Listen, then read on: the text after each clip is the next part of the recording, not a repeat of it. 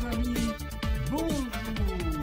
Je vous salue de Paris, la ville lumière et de l'éternel amour. Je vous offre une nouvelle vidéo pour continuer le combat de la vie.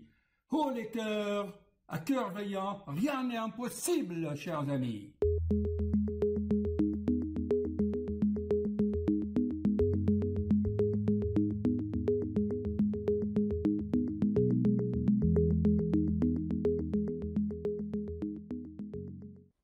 Chers amis, dans cette vidéo, je vais vous parler des crises d'angoisse, d'attaques de panique. Quand on est oppressé, on est essoufflé, on n'est pas bien. Surtout quand on penche en avant, on commence à roter, à tout sauter, une toux inexplicable. J'ai tellement fait déjà des vidéos là-dessus que encore aujourd'hui, pendant une consultation avec une sympathique patiente qui travaille déjà dans le domaine de la santé, je me suis dit qu'une bonne explication pourra l'aider elle-même et elle, à son tour, va aider les autres. Vous savez, ces symptômes gênants qu'on ne trouve pas d'explication rationnelle, scientifique, comme on a appris à l'université ou dans les bouquins. Je le répète toujours, attaque de panique, crise d'angoisse, palpitations, extrasystole, essoufflement, toux nerveuse, soi-disant, pour laquelle les pneumologues ne trouvent pas de signes ni à la radiographie ni au scanner. Et pourtant, le patient continue à tousser. Je le répète toujours, revoyez les autres vidéos que j'avais fait à ce propos. Ils vous aideront encore et encore. Je vous mettrai comme d'habitude les liens. Dans cette vidéo, vous aurez une explication très pratique, encore pour comprendre. C'est tellement simple que les grands professeurs ne l'admettent pas. Même les patients eux-mêmes ne l'admettent pas. Encore hier, j'ai vu un patient, ça fait 20 ans, il est allé voir les professeurs, les rythmologues, les cardiologues pour quelques palpitations. On a beau lui dire qu'il avait un cœur sain. Non. Et lui, en fait, chers amis, moi je l'ai bien cuisiné. Si vous allez au-delà de ces plaintes, en fait, vous voyez un être humain qui a peur pour sa famille, pour ses enfants. Et pourtant, ses enfants, ils ont 50 ans, hein, et lui, il en a 70. Il se croit irremplaçable. Lors de l'entretien, il parle « Ah oui, docteur, j'avais un collègue de travail, il n'avait rien, et puis hop, il a fait une mort subite. Son père, dans son entourage, il a eu beaucoup de morts, et lui, il a là. » Quand donc vous l'interrogez, vous voyez qu'au-delà de ces plaintes, de ces quelques palpitations, il y a cette peur de la mort.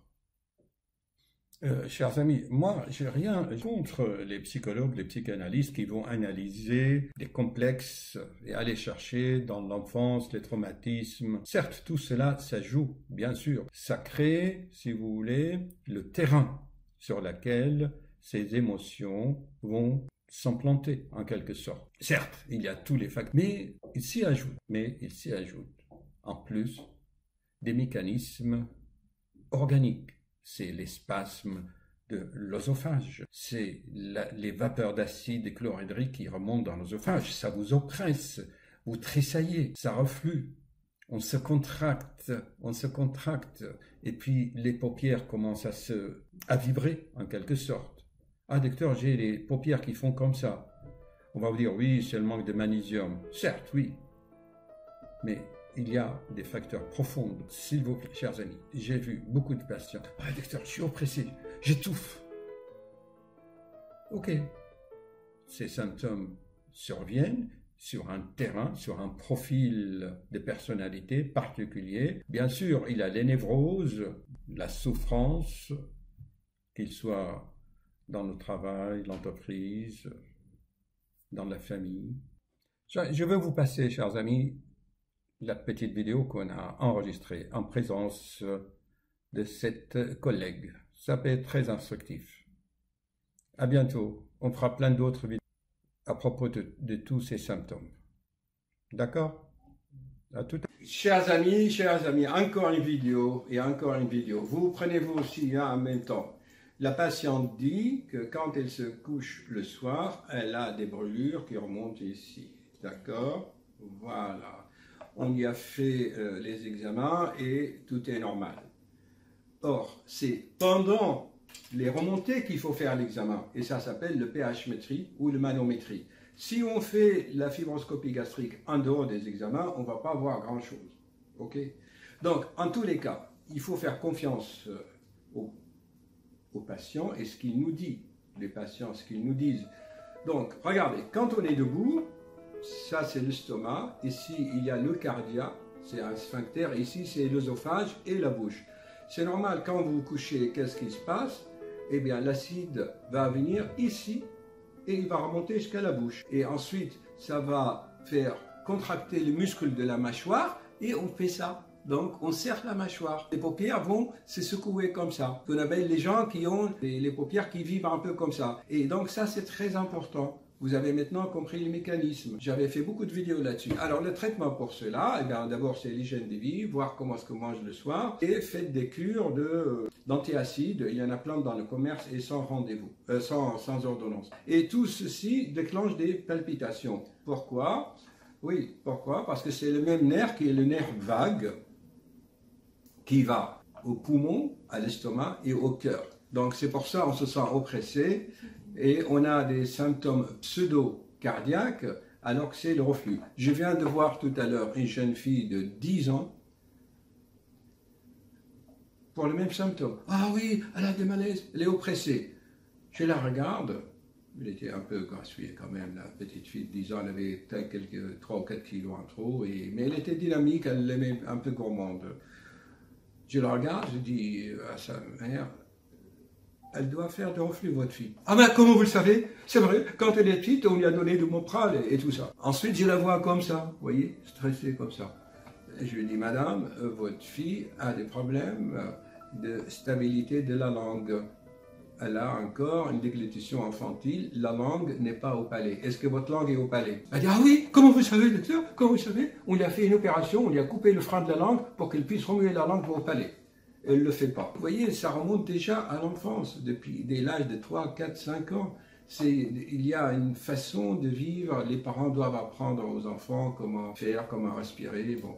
Et ensuite, elle dormait mal, cette petite, pareil. Elle avait les yeux d'esquimau, comme ça. Comme vous voyez, chers amis, le mode de vie, la façon de vivre, de penser, de travailler, ça joue énormément sur la santé. Alors, ce n'est pas la peine de traiter les conséquences et pas la cause. On peut aider un peu par les médicaments à soigner les conséquences en attendant qu'on éradique les causes, la racine du mal. Voilà donc, chers amis, la chose la plus difficile, c'est de faire admettre aux patients que ces angoisses, ces anxiétés, ces paniques, ces peurs peuvent donner des syndromes physiques. Et parmi ces syndromes physiques, je vais faire un zoom là-dessus. C'est une fatigue inexplicable, des troubles digestifs, il n'a pas envie de manger, il a mal au dos. Et le plus important, selon mon expérience, c'est des problèmes de rigidité musculaire qui donnent la plupart de la symptomatologie. Surtout la mâchoire très serrée. La mâchoire, chers amis, on serre trop. On a les acouphènes, le cœur qui palpite, des insomnies, de l'hypertension. Là, ils n'ont pas mis les palpitations, le cœur qui s'accélère. Peut-être ils l'ont mis ici. On ne peut pas tout mettre. Il y a tellement de symptômes que la liste est longue. Mais allez faire admettre cela à un patient qui pense le mal et qui parie perdant, il fait un pari perdant, il pense à la maladie au lieu de faire un pari gagnant en pensant à la bonne santé. Mais c'est comme ça. Est-ce que c'est clair, chers amis? Donc, pensez sur le plan physique, sur le plan somatique, nos angoisses font palpiter le cœur.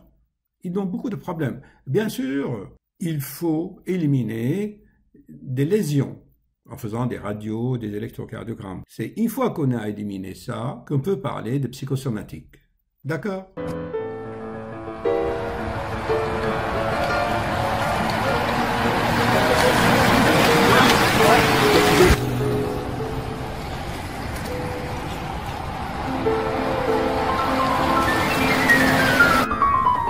Chers amis, bonjour!